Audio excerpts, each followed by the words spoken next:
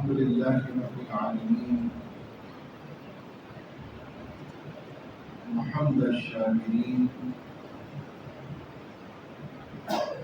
وأفضل الصلاة وأكمل السلام على أشرف الأنبياء والمرسلين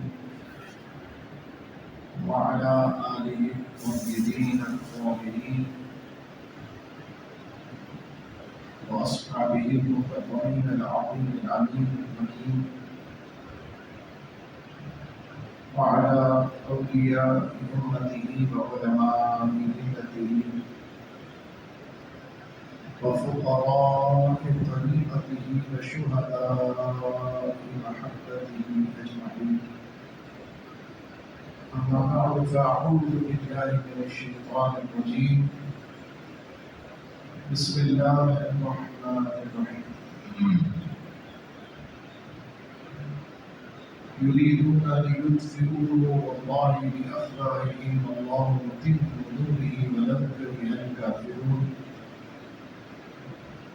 هو الذي أرسل رسوله بالهدى ودين الحق ليظهره على الدين كله ولو كره المشركون.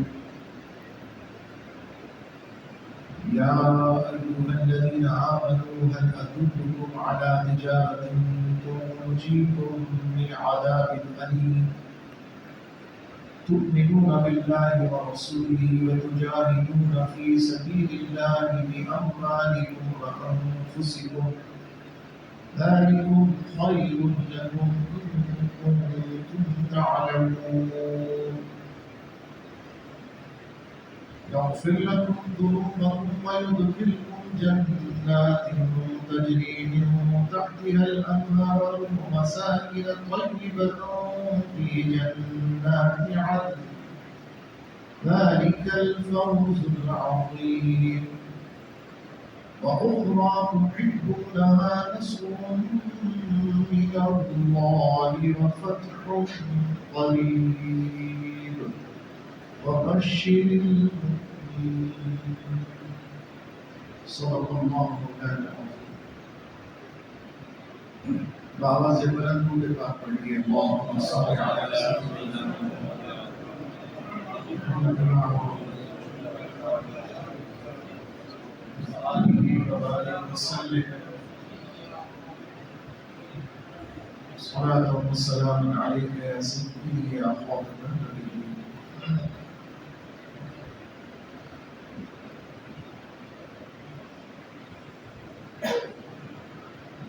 حمد و صلاة کے بعد قرآن مجید فرقان حمید کی حسب معمول حسب ثابت انتہائی بابرکت آیات، انتہائی بامقصد آیات اور آج کے دور میں قرآن کے ماننے والوں، اللہ کے بندوں، نبی کریم صلی اللہ علیہ وسلم کے سچے غلاموں اور امت مصطفیٰ امت مسلمہ کی رہنمائی کے لیے، راہبری کے لیے، ہدایت کے لیے، نصیحت کے لیے، عبرت کے لیے، سبق کے لیے جس انداز سے کہیے ان آیات میں اللہ تبارک و تعالیٰ نے اپنی منشا اور مراد بیان فرمائی ہے اور بندوں سے جو مقتضیات ہیں یعنی جو تقاضے ہیں ان کا تذکرہ فرمایا.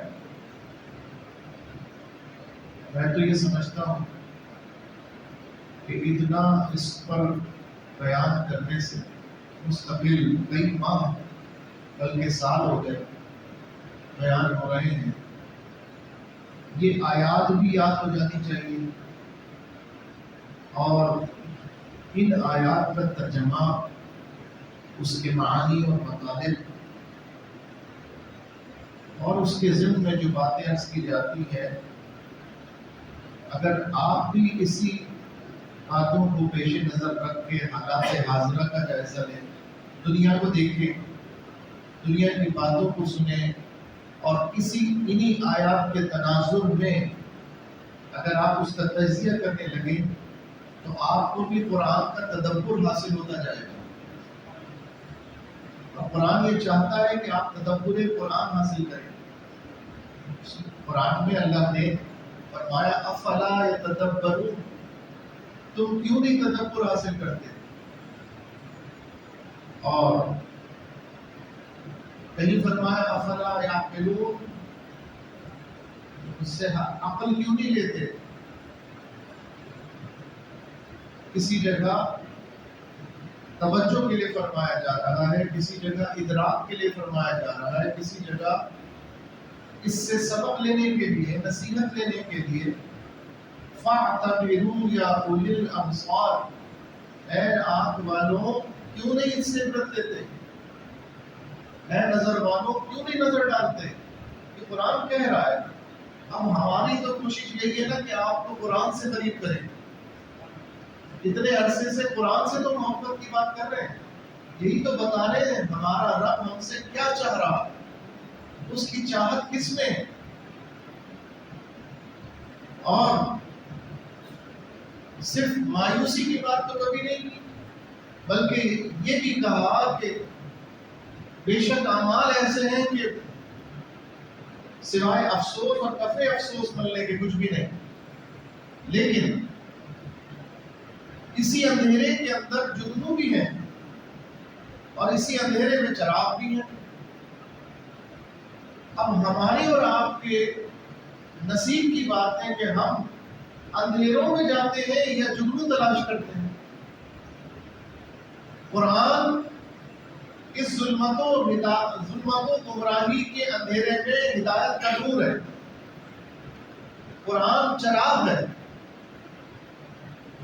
قرآن نور مبین ہے، قرآن مثل آفتاب ہے، قرآن ہمارے لیے مینارہ نور ہے۔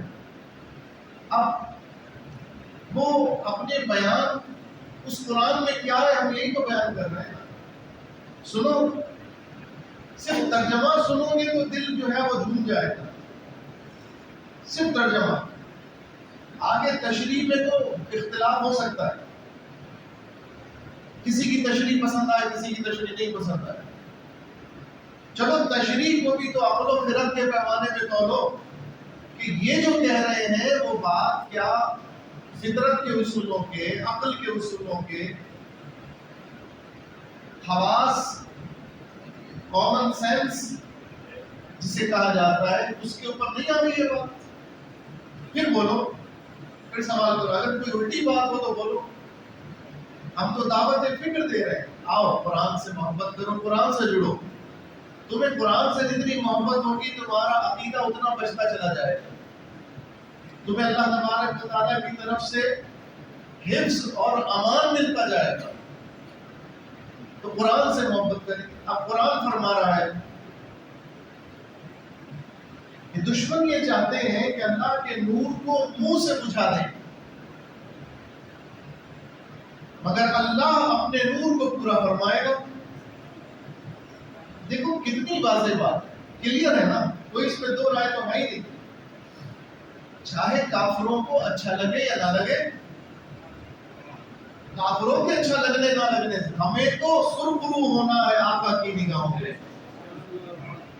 زمانے کا ہے کیا ناصر، برا جانے بھلا جانے، ہمیں زمانے کے برے یا بھلے، تعریف یا تنقید، رضامندی یا ناراضگی، خوشی یا غم، اس سے کیا لے گا؟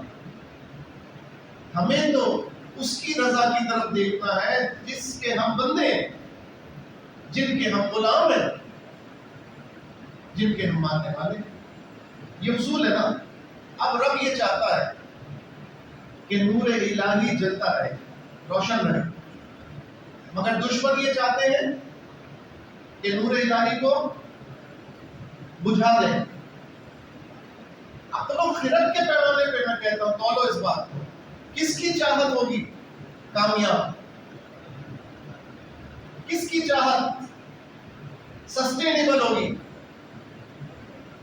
کس کی چاہت الٹیمیٹلی، یعنی آخر میں جب نتیجہ نکلے گا تو کس کی چاہت واقعیت پر ہوگی؟ اللہ کی چاہت، جو اللہ کی منشا یہی ہوگا نا۔ ساری دنیا طاقت لگا لے، پوری کائنات مل کر اس کی چاہت کے خلاف ہو جائے، کامیاب ہوگی؟ وہ پیریڈ ضرور گزرے گا، وہ ٹائم ضرور ہوگا، اور ان کی چھوٹی موٹی حرکتوں سے تاثر بھی پیدا ہوتے جائیں گے، انسان گمراہ بھی ہوتے جائیں گے ان کی چمک میں۔ لیکن جو اللہ کے بندے ہیں وہ اس چمک سے متاثر نہیں ہوں گے، جو اللہ کے بندے ہیں وہ ان کی اس کامیابی سے انسپائر نہیں ہوں گے۔ مانیں گے کامیابی ہے تھوڑی، لیکن حقیقی کامیابی نہیں ہے، کیونکہ حقیقی کامیابی تو اللہ اور اس کے رسول کی چاہت کے اندر۔ یہ تو ہر مسلمان کا عقیدہ ہے نا، پھر بھی ہم ان کی کامیابیوں کو ایسا چاٹتے ہیں، للچاتے ہیں، ایسی ہماری رات بہتی ہے کہ ہم اللہ اس کے رسول سے جو تعلق ہے تھوڑا بہت بھی، اس سے بھی اپنی جان چھڑانا چاہ رہے ہیں، اس سے بھی پیچھے ہونا چاہ رہے ہیں۔ میں کئی دفعہ کہہ چکا ہوں کہ ایک صاحب جو ہے وہ امریکہ تعلیم کے لیے گئے، کوئی بری بات نہیں ہے، ہم نے کب کہا بری بات؟ نہ آج کہہ رہے ہیں، نا پہلے کہہ، تعلیم کے لیے گئے، ایئرپورٹ پہ پہنچے، سسٹم میں نام جو ہے نا نہیں آ رہا، نام تھا محمد طلحہ صدیقی، نام تھا محمد طلحہ صدیقی، امیگریشن کاؤنٹر پہ کلیئرنس نہیں آ رہی۔ انہوں نے کہا بھائی یہ جو لفظ محمد ہے نا یہ کلیئر نہیں کر رہا کمپیوٹر ہمارا، صرف انہی کے ساتھ ہو گیا، سسٹم ہے، کبھی بھی کسی کے ساتھ کچھ ہو سکتا۔ تو جناب اچھا جی کیا کریں؟ کوشش کرتے ہیں، گھنٹوں گزر گئے، مسئلہ حل نہیں ہوا، بندہ امیگریشن پر ہی رکا رہا۔ نتیجتاً انہوں نے کہا جناب ہم آپ کو اجازت نہیں دے سکتے انٹر ہونے کی، you have to go back, آپ نے واپس جانا ہے، آپ انٹر نہیں ہو سکتے۔ اچھا جی پھر انٹر، میرے پاس تو ویزا ہے، میں لیگل وے سے آیا ہوں، وہ سب کچھ صحیح ہے، لیکن ہمارا سسٹم ہمیں گو اہیڈ کی وہ نہیں دے رہا، اجازت نہیں دے رہا، تو آپ جو ہے واپس جائیں اور پاسپورٹ تبدیل کریں، نام تبدیل کریں، پھر آئیں۔ اب سوال ہے یہاں میرٹ کا، ابھی تک کوئی مسئلہ نہیں تھا، مگر اب سوال قائم ہوا۔ انہوں نے کہا یہ جو نام ہے نا لفظ محمد آپ کے نام کے ساتھ، اس کو ہٹا دیں، طلحہ صدیقی لکھ کے لے آئے، اس پہ مسئلہ نہیں ہے، لیکن لفظ محمد پہ مسئلہ ہو رہا ہے۔ اپنے پہ رکھ کے سوچئے تھوڑی دیر یہ کیفیت کیا کریں گے آپ، سوچئے آپ ہوتے اس جگہ، لیکن دوسرے کو برا سمجھنے سے پہلے اپنے گریبان میں جھانک کر دیکھیں، اپنے اندر سوچیں کہ ایک طرف دنیا کی نعمت، ایک طرف دنیا کی جنت، اور ایک طرف دنیا کی جنت کے تقاضے، اور ایک طرف ایمان، محبت، عشق، نسبت، تعلق، علامت، پہچان، یہی ہے نا۔ کیوں محمد نام لگاتے ہیں نام کے ساتھ؟ کیوں لگاتے ہیں؟ برکت کے لیے، نسبت کے لیے۔ نام تو طلحہ ہے، کئی لوگ ہوں گے جن کا نام کچھ ہوگا، لیکن لفظ اس سے پہلے کیا ہوگا؟ لفظ محمد۔ کیوں بھائی؟ پتا چلے میں جو بھی ہوں وہ پہلے غلام مصطفیٰ، یہی ہے نا، یہی سوچ ہے نا ہماری۔ اگر کوئی کہہ دے کہ یہ جو نسبت جس پر تم تفاخر کر رہے ہو، اچھا شرعاً میں بتاؤں آپ کو، شرعاً یہ مسئلہ نہیں ہے کہ آپ نام محمد ساتھ میں لگائیں گے تو ہی غلام مصطفیٰ نظر آئیں گے، یہ کوئی شرعی تقاضا نہیں ہے. تو کیا جس کے نام کے ساتھ نہیں لگا وہ غلام مصطفیٰ نہیں؟ شرعی تقاضا نہیں. پھر بھی جس نے لگایا کہا جائے گا نا یہ اس کی اس نام سے عقیدت ہے، محبت ہے. اور الحمدللہ یہ محبت تو دنیا میں رہنے والے جتنے بھی مسلمان ہیں الحمدللہ سب کے دلوں کے اندر. ابھی حال ہی میں نے ایک سروے پڑھا ناموں کے بارے میں کہ پوری دنیا میں جو نام سب سے زیادہ رکھا جاتا ہے وہ نام محمد ہے. پوری دنیا میں تو ایک کیمپین چلا رہا تھا، پتہ نہیں یاد ہے آپ کو کہ نہیں یاد ہے. آج سے کچھ سال پہلے Guinness book of world record میں یہ درج تھا ریکارڈ کہ کسی ایک پریمیسس میں کسی ایک جگہ پر ایک ہی نام والے سب سے زیادہ کہاں کتنے جمع ہوئے. تو وہ ریکارڈ بنا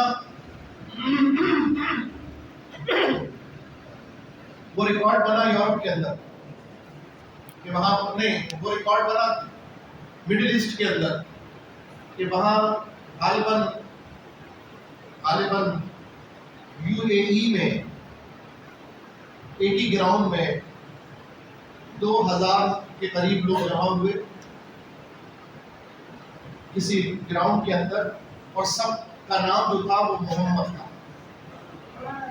تو یہ ریکارڈ بن گیا Guinness of book world record کے اندر، Guinness book of world record میں.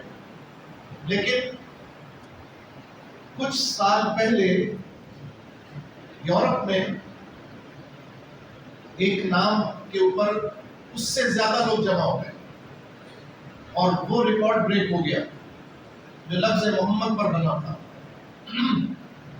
میرے پاس میرے ایک کلاس فیلو پرائمری کلاس میں انہوں نے مجھے اپروچ کیا، مجھ سے رابطہ کیا. ان کے پاس نئے نیا اس کے خلاف ایک ہم ایونٹ منعقد کریں. ان کے پاس رجسٹریشن تھی Guinness book of world record کی. اس سے وہ کہنے لگے کہ ہم مل کر جو ہے دوبارہ سے نام محمد کا جو ریکارڈ ہے اس کو قائم کرتے ہیں. ٹھیک ہے انشاءاللہ کرتے ہیں. کوششوں میں لگ گئے، لیکن افسوس انہی دنوں، یہ 5 سال پہلے ربیع الاول کے مہینے کی بات ہے، 2018 نومبر 2018 کی بات ہے. افسوس کہ تحریک لبیک کے خلاف ظالموں نے کریک ڈاؤن شروع کر دیا اور وہ پورا پروجیکٹ ہمارا جو ہے وہ ڈسٹرائے ہو گیا یا پوسٹ پون ہو گیا یا سسپینڈ ہو گیا کہہ لیں آپ اس کو. اس کے بعد پھر ہم نے کرنے کی کوشش کی، ایک دفعہ پھر رجسٹریشن اب تک موجود ہے. دل بہت چاہتا ہے کہ ہم غلامان مصطفیٰ صلی اللہ علیہ وسلم 12 ربیع الاول شریف والے دن جن کے نام محمد سے شروع ہوتے ہیں، آفیشلی جن کے نام محمد سے شروع ہوتے ہیں، وہ سب جمع ہو کر بتا دیں کہ الحمدللہ ہم دنیا میں سب سے زیادہ اپنے آقا سے پیار کرتے ہیں. اور پیار کی علامت یہ ہے، دیکھو یہ علامتیں ہیں، عشق کی علامتیں ہیں کہ اپنے نام کے ساتھ پہلے کس کا نام لگانا پسند کرتے ہیں؟ اپنے آقا کا نام لگانا پسند کرتے ہیں. یہ علامت ہے عشق کی. اگر گھروں پہ جھنڈے لگاتے ہیں تو علامت کس کی ہے؟ عشق کی. اگر نعت شریف سنتے ہیں تو علامت کس کی ہے؟ عشق کی. اگر درود شریف پڑھتے ہیں تو علامت کس کی ہے؟ عشق کی. اگر سلام پڑھتے ہیں تو علامت کس کی ہے؟ عشق کی. یہ ساری باتیں عشق و محبت کی ہیں. ہم نے دیکھا نہیں ہے، لیکن ہمیں ان کے نام سے بھی عشق ہے، ہمیں ان کی ذات سے بھی عشق ہے. اور حضور علیہ السلام نے اس عشق کو پسند بھی فرمایا ہے. حدیث شریف میں حضور علیہ السلام نے فرمایا، میرے صحابہ تم نے تو مجھے دیکھا ہے، لیکن تمہارے بعد ایک قوم آنے والی ہے، کاش میں اپنے بھائیوں کو دیکھتا. حضور علیہ السلام کے صحابہ نے عرض کیا، رسول اللہ صلی اللہ علیہ وسلم کیا ہم آپ کے بھائی نہیں؟ سرکار نے فرمایا تم تو میرے صحابہ ہو، ہمارے بھائی تمہارے بعد آنے والے ہیں. تمہارے بعد، صحابہ کے بعد آنے والے ہیں. اور سرکار نے فرمایا تم نے تو مجھے دیکھ کے مانا ہے، جو ہمارے بھائی تمہارے بعد آنے والے مجھے دیکھیں گے تو نہیں، کتاب میں میرا تذکرہ پڑھیں گے، کتاب میں میرا تذکرہ پڑھیں گے، اور تذکرہ پڑھ کر میرے نام پر اپنی جانیں پیش کر دیں گے. سرکار نے فرمایا میرا ان سے ملنے کا دل چاہ رہا. اللہ بتائیے کتنی خوبی ان لوگوں کے لیے جو عشق کی اس معراج پر ہے جس کو حضور علیہ السلام نے پسند فرمایا. اللہ کرے اللہ ہمیں بھی ایسا عشق عطا فرمائے. عزیزان گرامی، آزمائش آتی ہے انسان کے اوپر کہ جب اس سے اس کی ایمانی غیرت کا سوال کیا جاتا ہے. اس وقت اگر قرآن سے تعلق مضبوط ہو، اگر قرآن سے تعلق جڑا ہوا ہو، تو قرآن آپ کی رہنمائی بھی فرمائے گا، قرآن آپ کو جذبہ بھی دے گا، قرآن آپ کی کمزوریوں کو دور بھی کرے گا، اور قرآن آپ کے عقیدے کو بچانے کی اور آپ کی حفاظت یہ ایک ڈھال بن جائے انشاءاللہ. لیکن ابھی یہ جو ہم گاجر مولی کی طرح کاٹے جا رہے ہیں، بھیڑ بکری کی طرح بھٹکائے جا رہے ہیں، اور ابھی جس کا دل چاہتا ہے ڈگڈگی بجاتا ہے اور ہم کو نچانا شروع کر دیتا ہے، کوئی کسی نام پر، کوئی کسی نام پر، کوئی کسی طرز پر. اس کی وجہ صرف میں یہ سمجھتا ہوں ہماری قرآن سے دوری ہے کہ نہیں یہ دوری؟ اس کو پہلے قبول کرو. ہم نے قرآن کتنا پڑھا اور کیسے پڑھا آپ خود اندازہ لگا. ہم تو ہر جمعے قرآن کھول کے بیٹھے ہوئے ایک ایک آیت پڑھ کے سنا رہے ہیں. سنو پھر سنو تمہارا رب تم سے کیا کہہ رہا ہے. ارے وہ آرڈر کرے تو آپ سوال کر سکتے ہیں، رب کریم اگر حکم دے تو ہماری اعتراض کی مجال ہے، لیکن وہ بڑے پیار سے ترغیب فرما. وہ حکم دے دیتا تو بھی ماننا ہوتا، لیکن وہ ہمیں ترغیب دے رہا ہے، وہ ہمیں نصیحت فرما رہا ہے، وہ ہمیں تلقین فرما رہا ہے، وہ ہمیں نیکی کی طرف رغبت دلا رہا ہے. فرماتا ہے یا ایھا الذین آمنوا، اے ایمان والو، هل ادلکم علی تجارۃ تنجیکم من عذاب علیم، کیا میں تمہیں ایسا کاروبار نہ بتا دوں؟ اللہ فرما رہا ہے کیا ہم تمہیں ایسی تجارت نہ سکھا دے، ایسی تجارت نہ بتا دے جو تمہیں جہنم کے عذاب سے بچا دے. اچھا یہاں پر ایک بات اور بھی عرض کروں، جب بھی بات آتی ہے نا آخرت میں ثواب، جہنم کا عذاب، یوم قیامت، انسان ریلیکس ہو جاتا ہے، کہتا نہیں بھائی یہاں کا تو کوئی مسئلہ ہی نہیں، یہاں تو جو چاہے کرتے رہو، وہاں جو ہوگا دیکھا جائے گا. یہ ہماری حالت ہو گئی، ہمارا آخرت پر سے ایمان کمزور ہو چکا ہے. سچی بات ہے، برا نہیں مانیے گا، ہم سب کا حال یہ ہے. ہم یہ کہتے ہیں جو ابھی ہے کر لو، جو دکھ رہا ہے اس سے نپٹو. آخرت کس نے دیکھی ہے؟ آخرت کا وقت بہت قریب آ گیا. میں ابھی آپ داخل ہوا، آپ سب ملاقات فرما رہے تھے، ہر جمعے داخل ہوتا ہوں آپ سب ملتے ہیں. آج ایک ہاتھ ملنے والا کم تھا، پچھلے جمعے تھا، وہ ہاتھ مجھ سے ملا، اس نے میرے ہاتھ سے ہاتھ ملایا تھا، لیکن آج وہ ہاتھ نہیں ہے، آج وہ ہاتھ قبر کے اندر ہے. صرف 2 دن کے اندر ایسے کتنے ہاتھ ہوں گے جب میں آؤں گا تو اگلی جمعے وہ نہیں ہوں گے. تو آخرت تو بہت قریب ہے، کیونکہ آخرت کی منزل قبر سے شروع ہوتی ہے. وہ سفر ہمارا بہت نزدیک ہے. پچھلے جمعے وہ ہاتھ لرزتا ہوا مجھ سے مل رہا تھا، ایک دفعہ گلے مل کے تسلی نہیں ہوئی، دوبارہ گلے ملا. شاید آپ میں سے بھی کسی نے دیکھا ہو، کسی جگہ پر چشمہ لگا ایک لمبا سا لڑکا آتا تھا، عبد الرشید نام، نہیں بیٹھتا. پرسوں اچانک انتقال ہو گیا، اچانک دل بند ہو گیا. عمر اتنی زیادہ نہیں تھی، لیکن اس جمعے وہ ہماری اس مجلس میں نہیں بیٹھا. اب آپ اور ہم جتنے بیٹھے، نہ جانے میں ہوں گا ہاتھ ملانے والا کہ نہیں. اگلے جمعے میں موجود ہوں گا کہ نہیں؟ یا اگلے جمعے آپ میں سے کتنے مجھ سے ہاتھ ملانے والے موجود ہیں؟ ہمارا آخرت پر سے یقین اٹھ گیا اور آخرت اتنی قریب ہے. ہمارا یوم قیامت سے یقین اٹھ گیا اور یوم قیامت اتنی قریب ہے. میرے آقا علیہ السلام نے دونوں ہاتھوں کو ملایا اور فرمایا قیامت اور مجھ میں ایسے فرق ہے اتنا، یا 2 انگلیاں یا 2 ہاتھ ایسے ملا کر حضور نے فرمایا اتنی قریب ہے. عرض کی حضور قیامت کب آئے گی؟ فرمایا کل. اتنی قریب ہے. لیکن ہمارا یقین اٹھتا چلا گیا. حالانکہ مسلمان تو ہر حال میں کامیاب، ہر حال میں کامیاب، کیونکہ جو دین اس کے نبی صلی اللہ علیہ وسلم لے کر آئے اس دین کے اندر رات تو ہے ہی نہیں.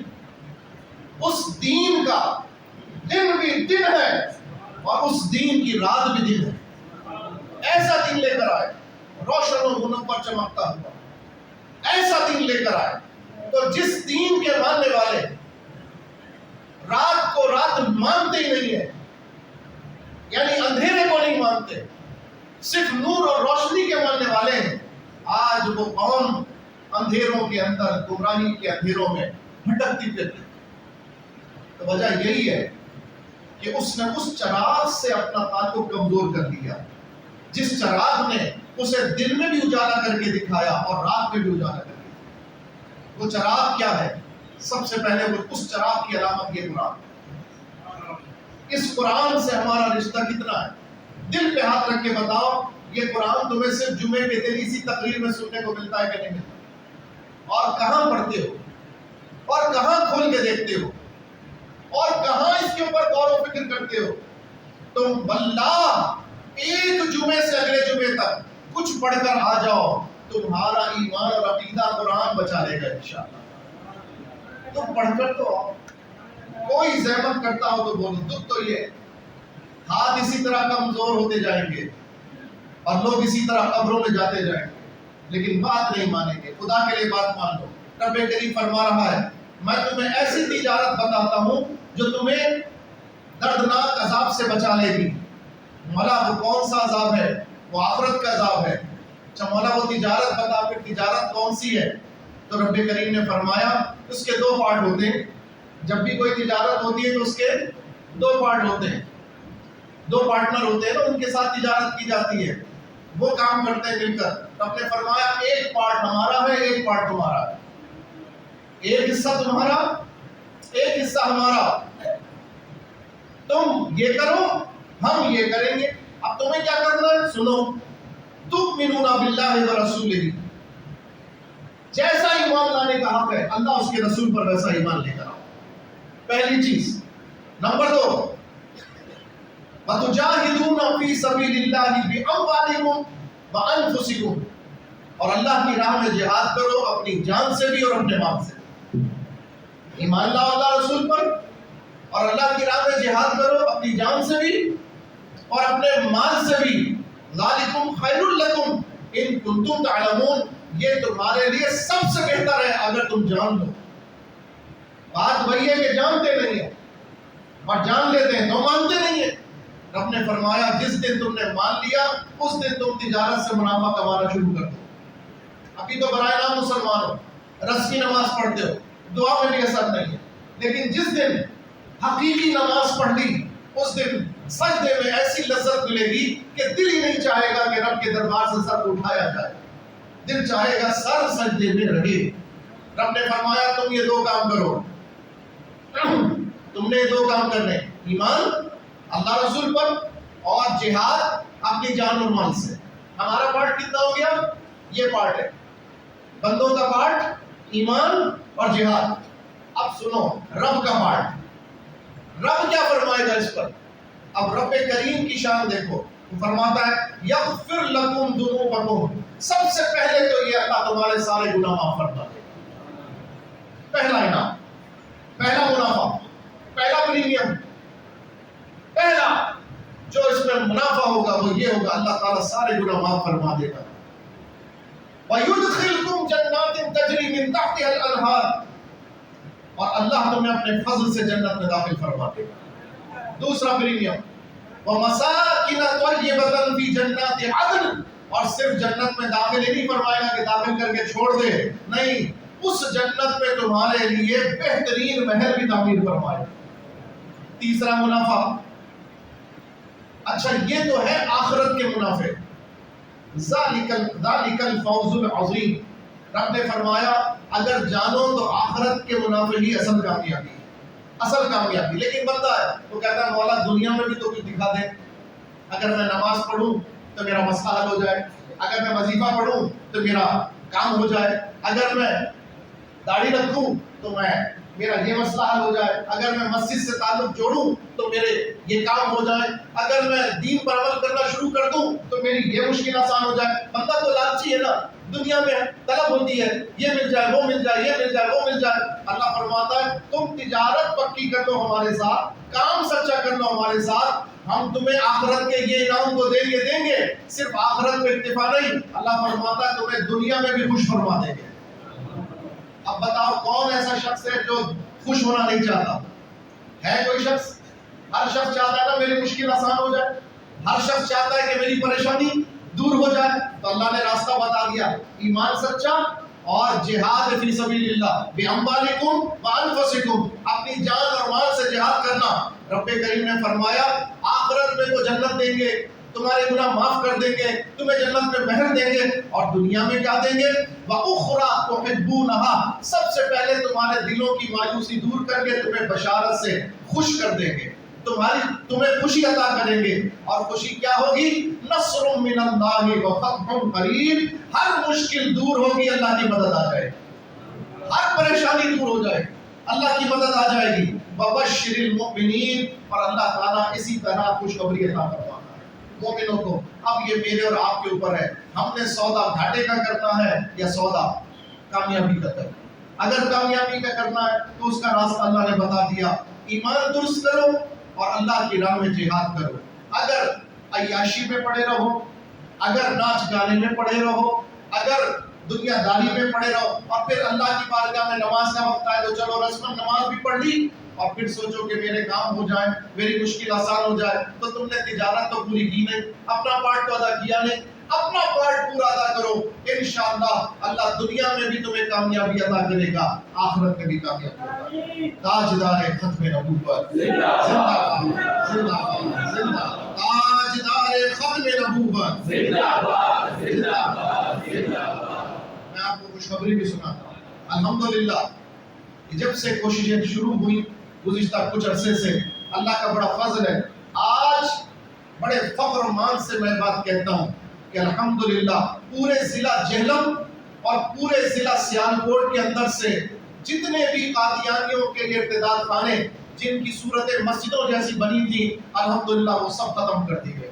اب لگاؤ نعرہ تاجدار ختم نبوت زندہ باد، زندہ باد، زندہ باد، لبیک لبیک یا رسول اللہ، لبیک لبیک لبیک یا رسول اللہ، لبیک لبیک لبیک یا رسول اللہ صلی اللہ علیہ وسلم۔ رہے گا یوں ہی ان کا چرچا رہے گا، بڑے خاک ہو جائے جل جانے والے۔ وآخر دعوانا الحمدللہ۔